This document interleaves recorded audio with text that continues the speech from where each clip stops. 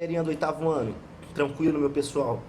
Seguinte, galera, hoje aí eu trago para vocês a nossa última parte aí da apostila do terceiro bimestre, tranquilo?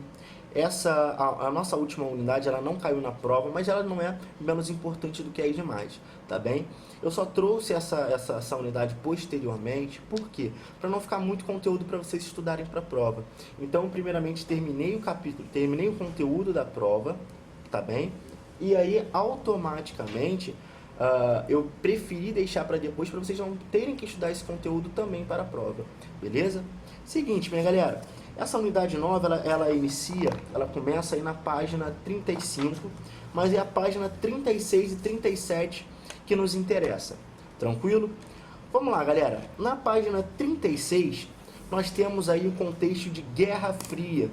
O que foi a Guerra Fria? Seguinte, primeira coisa que a gente tem que entender. Quando nós temos a palavra guerra, nós temos uma sensação de conflito. Quando alguém pergunta para você o que foi uma guerra, você automaticamente pensa, foi um conflito armado, foi briga entre dois países. Quando você fala em guerra, você pensa em conflitos, em bombas, enfim. Você pensa em armamento e conflito. Só que a palavra fria, ela vem para nos trazer essa alteração. Guerra Fria, pessoal, é uma guerra sem a utilização de armas. Foi uma guerra entre 1939 e 45, tá bem? Entre os Estados Unidos e a União Soviética, sem a utilização de armas. Aí vocês vão perguntar, mas professor, como assim? Que é isso? Dois países entraram em guerra e não entraram em conflito? Como assim? Justamente por isso. Pelo fato de ser uma guerra fria, não havia esse conflito entre os dois países. Mas não havia o conflito, digamos, físico, certo? Mas havia o conflito econômico, diplomático e ideológico. Tranquilo? Então, Estados Unidos e União Soviética, os Estados Unidos representavam o capitalismo, tá bem? Então, o conflito ideológico. Estados Unidos representava o capitalismo e a União Soviética representava o socialismo. A partir desse momento, um exemplo, os Estados Unidos captava amigos e países que de fato fossem pensar da mesma forma, que tinham como que adotavam o capitalismo como a sua forma econômica, certinho? E a União Soviética fazia a mesma coisa. Então, como se tinha uma guerra através desse tipo de situação? Vamos lá, vou abordar aqui com vocês. Um exemplo qualquer. Vamos supor, o Brasil é um país capitalista. Suponhamos que o Brasil dependa de um determinado produto que só um país socialista produz. Antigamente, esse país que era socialista, ele não venderia para o Brasil e vice-versa. Ou seja, países que não tinham a mesma forma de pensar, eles não negociavam e se tratavam como inimigos. Então, automaticamente, nós tínhamos uma guerra, só que não uma guerra armada, não uma guerra física, mas uma ideológica, diplomática e econômica. Entendeu? Então, automaticamente, pessoal, o contexto de Guerra Fria foi esse. É vocês entenderem que a palavra fria, ela nos traz uma falta de conflitos, uma falta de uma guerra onde não houve armamento, entendem? Então, automaticamente, é esse o contexto que a palavra fria nos traz, beleza? Outro ponto muito importante da gente destacar, galera, está na página 37, que fala sobre Cuba, tá bem? Ponto muito importante de vocês saberem.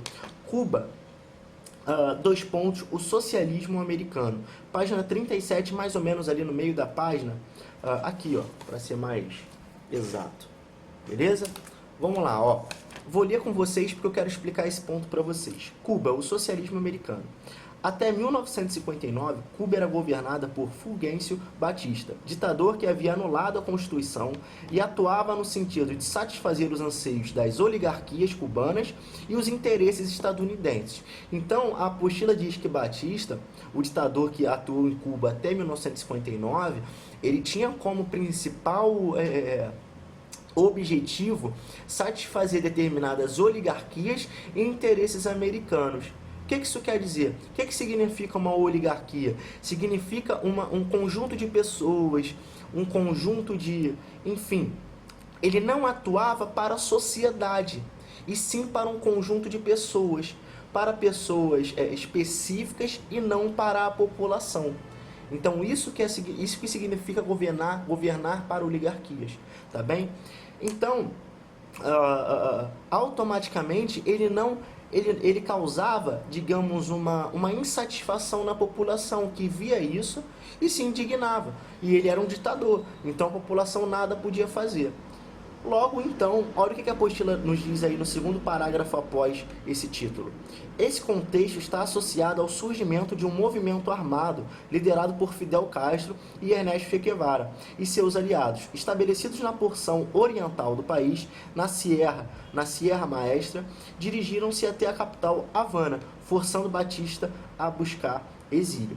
O triunfo da Revolução Cubana e a tomada do poder por Castro, ou seja, Fidel Castro e Ernesto Che Guevara, tiveram êxito na sua busca pelo poder cubano, tá bem? Para pôr fim nessa ditadura que até então reinava em Cuba e somente satisfazia pequena parte da população e somente também aos Estados Unidos, beleza? O triunfo da Revolução Cubana e a tomada do poder por Castro, a princípio, foram subestimados pelos Estados Unidos. Os Estados Unidos estava muito ligado nessa situação, por quê? Porque ele tinha ganho através de Cuba. Cuba era governado por um líder que buscava satisfazer o interesse americano. Então, para os Estados Unidos, o fim dessa ditadura era prejudicial, beleza? Então, vamos lá. Foram subestimados pelos Estados Unidos, que não perceberam de imediato a possibilidade de o país se tornar socialista. No entanto, após a adoção de diversas medidas nacionalistas pelo governo cubano, que prejudicavam os negócios estadunidenses na ilha, a tensão aumentou. Em 1961, uma frustrada tentativa de invasão para derrubar o regime feita por dissidentes cubanos apoiados pelos Estados Unidos resultou no corte das relações da ilha caribenha. O governo cubano percebeu que, para se manter, precisava do apoio internacional e, naturalmente, aproximou-se da União Soviética, passando a se orientar pelo socialismo. Nesse período, a Guerra Fria se intensificava. Então, olha o que aconteceu, pessoal. Um ditador que, de fato, governava para o interesse americano, teve seu reinado, digamos, né? Acabou esse reinado desse ditador, acabou essa ditadura, tá bem? E aí entrou um novo governo, liderado por Fidel Castro, tá bem? Que é um outro ditador. Porém, esse outro governo não queria mais satisfazer os interesses americanos, certinho? E aí, o que ele precisava? De apoio internacional para que ele pudesse, de fato, se manter, se estabelecer, certinho? Foi aí que a União Soviética, ela automaticamente começou a se interessar por esse processo. A União Soviética, o que ela pensou? Cuba tem uma proximidade geográfica com os Estados Unidos muito grande. Então, para Cuba, seria totalmente interessante essa proximidade, tá bem? Então, para a União Soviética seria totalmente interessante essa proximidade. Então, o que a União Soviética fez? Automaticamente começou a se aproximar de Cuba. Olha o que a apostila nos traz. A estratégia geopolítica dos soviéticos foi a aproximação de Castro, pois era interessante a União Soviética ter um aliado geograficamente próximo aos Estados Unidos. E Cuba está a menos de 150 quilômetros da costa estadunidense. Pessoal, 150 quilômetros é muito pouca coisa. É menos do que no Rio de Janeiro, a Rio das Ostras, por exemplo, que é uma cidade aqui do estado do Rio, entende? Então, é uma proximidade extremamente grande, é colado praticamente, tá bem? Então, vamos lá. Seguindo, diante da aproximação entre Cuba e a União Soviética, os Estados Unidos impuseram um bloqueio econômico ainda hoje vigente ao país e articularam a sua expulsão da Organização dos Estados Americanos. Então, olha o que é a Guerra Fria.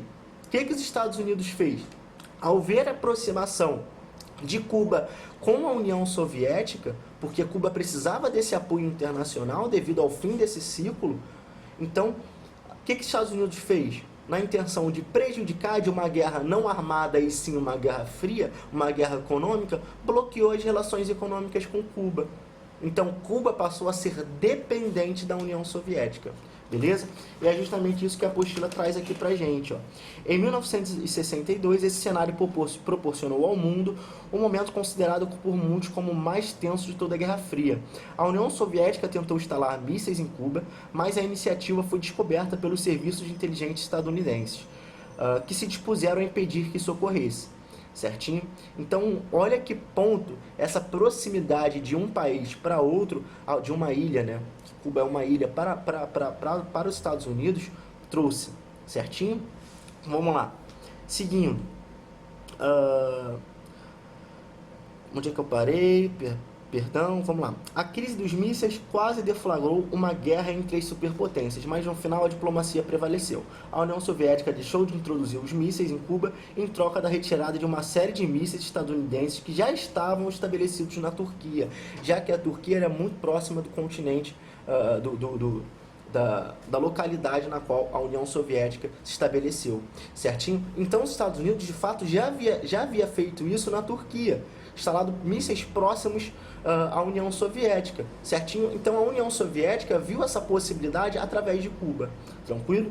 Seguindo, com o auxílio soviético, nos anos seguintes, se sucedeu um período de relativa tranquilidade econômica e militar aos cubanos, além de estabelecer um país com bens industriais de que necessitavam, reduzindo os impactos de bloqueio econômico, o que estavam submetidos, os cubanos puderam consolidar notáveis avanços sociais, especialmente nas áreas de educação e saúde. Então vamos lá. Através do apoio soviético, Cuba começou a se estabelecer como uma boa economia socialista. Certinho? Foi um grande polo de exemplo socialista. Certinho? Só que em 1991 houve o fim da União Soviética, certinho? Então, automaticamente, Cuba quebrou. Essa é a real situação, certinho? Então, pessoal, é muito importante que vocês entendam todo esse contexto da Guerra Fria, tá bem? Para que vocês possam perceber como isso também impactou na ilha de Cuba, tá bem? Tranquilo? Então, pessoal, a nossa matéria ela fecha aqui, tá bom? Espero que vocês tenham compreendido tudo. Qualquer dúvida eu estou à disposição de vocês. É só vocês mandarem mensagem, tá bom? Um abraço.